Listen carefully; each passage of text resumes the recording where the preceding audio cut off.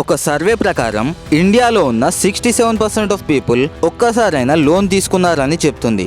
రైతులకి వ్యవసాయం చేయడానికి లోన్, గ్రాడ్యుయేట్స్ కి ఎడ్యుకేషన్ కోసం లోన్, ఇంకా షో ఆఫ్ చేసే యూత్ కి ఐఫోన్ కొనడానికి లోన్. కొందరు అవసరానికి లోన్స్ తీసుకుంటే మరికొందరు అనవసరంగా కూడా లోన్స్ తీసుకుంటారు. నిజానికి లోన్ తీసుకోవడం అనేది ఒక రిస్కీ స్టెప్. కొన్నిసార్లు ఎమర్జెన్సీ సిచ్యుయేషన్ ఉన్నప్పుడు వాళ్ళు రీపే చేయగలరా లేదా అని కూడా మర్చిపోయి లోన్స్ తీసుకుంటారు. ఇక్కడ నుండే ఈ లోన్ ట్రాప్ స్టార్ట్ అవుతాయి. చాలా మంది ఈ ట్రాప్స్ నుండి ఎస్కేప్ కావడానికి సూసైడ్ చేసుకుంటున్నారు. ఈ లోన్ యాప్స్ పబ్లిక్ లో ఫాస్ట్ గా వైరల్ అవ్వడానికి రీజన్ ఫ్లాషీ రీల్స్.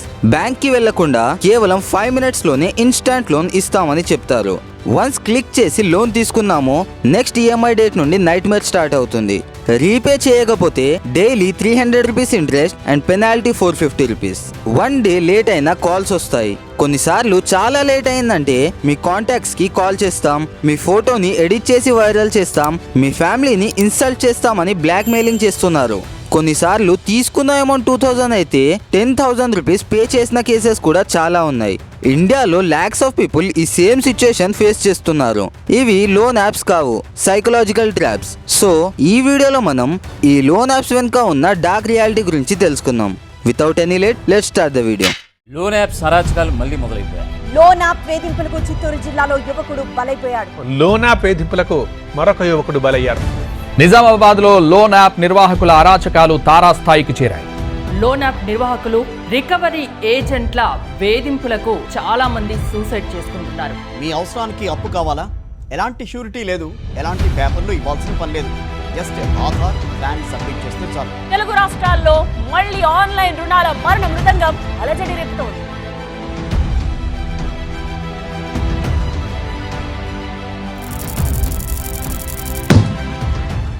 లోన్ అంటే మనకి ఎప్పుడు అర్జెంట్ సిచ్యుయేషన్ లోనే అవసరం ఉంటుంది. మెడికల్ ఎమర్జెన్సీ కావచ్చు, స్కూల్ ఫీజు కావచ్చు, లేదా పర్సనల్ యూస్ కి కూడా కావచ్చు. ఇంకా చాలా మందికి శాలరీ డిలే అయ్యే మూమెంట్ లో ఒక 2000 రూపీస్ లోన్ కూడా లైఫ్ లైన్ లాంటి ఫీల్ ఇస్తుంది. ఈ లోన్ యాప్స్ వాళ్ళ సిచ్యుయేషన్ ని చాలా స్మార్ట్ గా మ్యానిపులేట్ చేస్తున్నారు.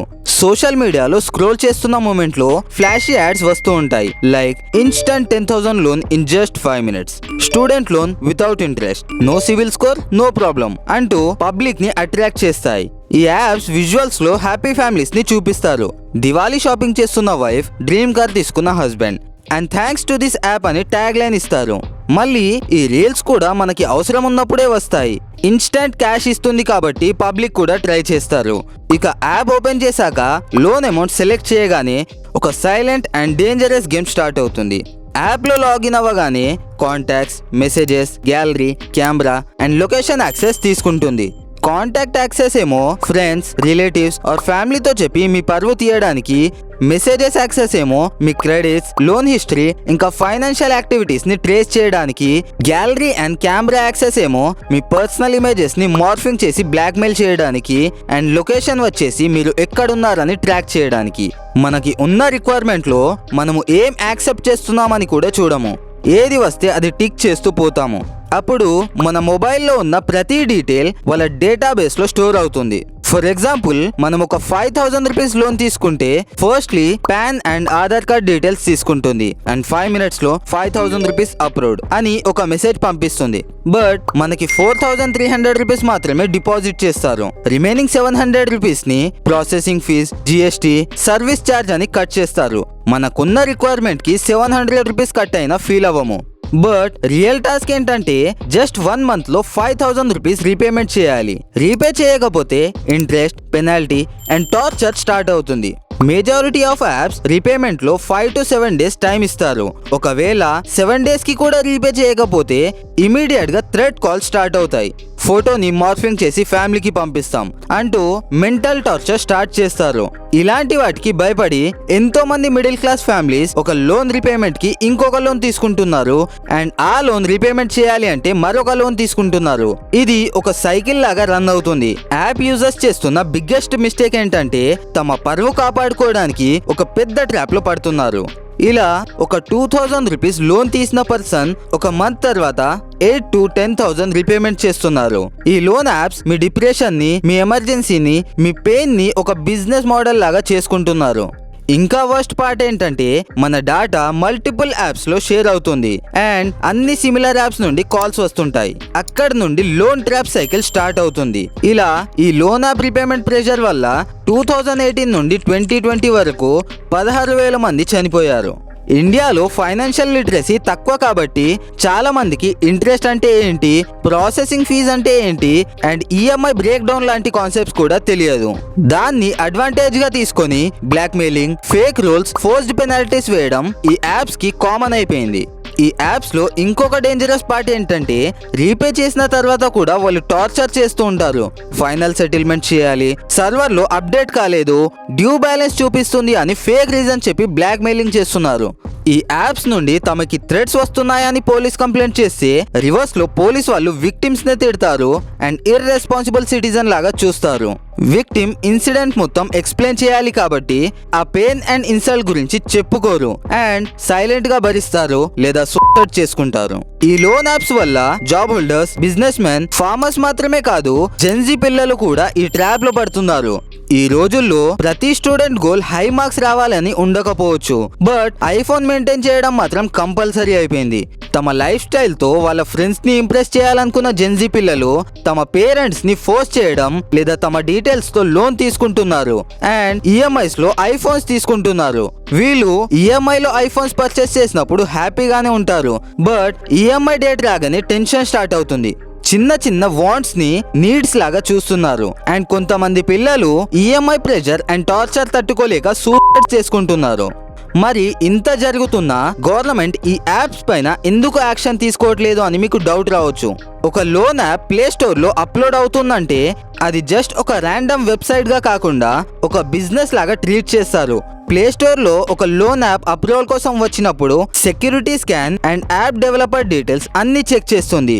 కానీ ఈ యాప్స్ లో చాలా మంది డెవలపర్స్ కి ఫేక్ నేమ్స్, ఫేక్ కంట్రీస్ ఇంకా టెంపరరీ అకౌంట్స్ ఉండడం వల్ల ఒక యాప్ రిజెక్ట్ చేసినా కూడా ఇంకో 10 యాప్స్ ట్రై చేస్తున్నారు అండ్ గూగుల్ నుండి వాళ్ళకు ఎలాగో అలా అప్రూవల్ వచ్చేస్తుంది.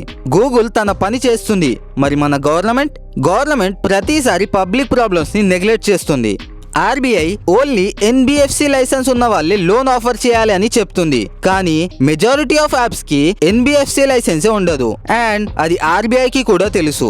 మన ఇండియాలో 100+ లోన్ యాప్స్ ఉంటే అందులో 30% యాప్స్ కి లైసెన్స్ లేదు అండ్ 35% యాప్స్ కి ఆర్బీఐ లిస్ట్ లోనే పేరు లేదు అండ్ ఆర్బీఐకి తెలిసినా కూడా ఇంకా రన్ అవుతున్నాయి. ఇంకో డేంజరస్ ట్విస్ట్ ఏంటంటే గవర్నమెంట్ కూడా సైలెంట్ స్పెక్టేటర్ లాగా బిహేవ్ చేస్తుంది.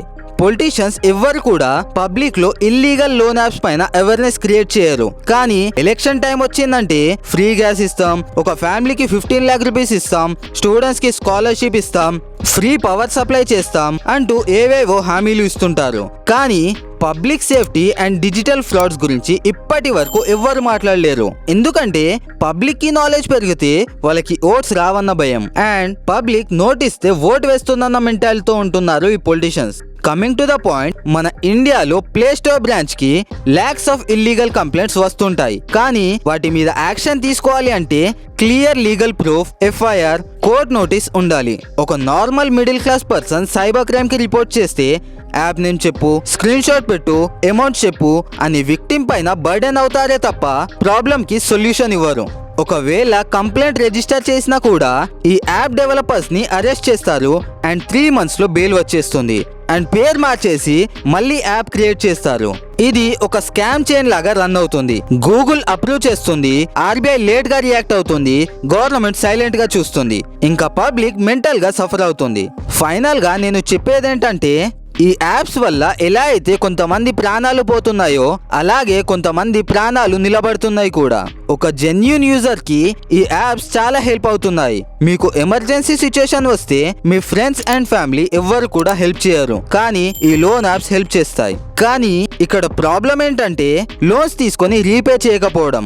లోన్ యాప్స్ వాళ్ళు కాల్ చేయడం అండ్ రిమైండ్ చేయడం వాళ్ళ డ్యూటీ, కానీ ఒఫెన్సివ్ లాంగ్వేజ్, డెత్ థ్రెట్స్ ఇంకా ఫోటోస్ మార్ఫింగ్ చేయడం చాలా తప్పు. అలాంటి టైంలో మీరు కూడా కంప్లైంట్స్ చేసే రైట్స్ ఉంటాయి.